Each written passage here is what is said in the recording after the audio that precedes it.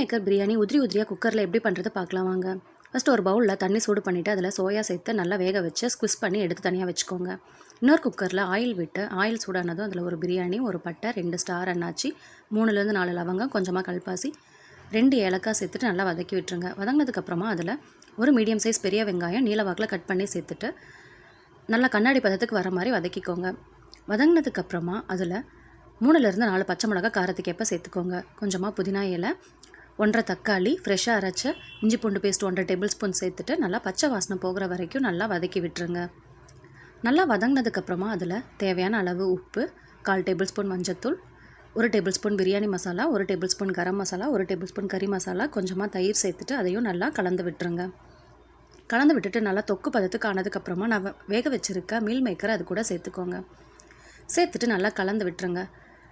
நான் 1 கப் பாஸ்மதி அரிசி எடுத்திருக்கேன். 1 கப் பாஸ்மதி அரிசிக்கு 1.5 கப் தண்ணி கரெக்டாக இருக்கும்.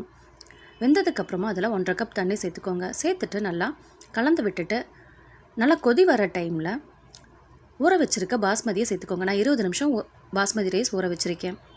சேர்த்துட்டு நல்லா கலந்து விட்டு உப்பு செக் பண்ணிவிட்டு மூடி போட்டு ஒரு 3 விசில் விட்டு எடுத்திங்கன்னா சூப்பரான மீல் மேக்கர் பிரியாணி உதிரியாக ரெடி. கண்டிப்பாக இந்த மாதிரி ட்ரை பண்ணி பாருங்கள். ரெசிபி பிடிச்சிருந்தா கண்டிப்பாக சேனலை சப்ஸ்கிரைப் பண்ணிக்கோங்க.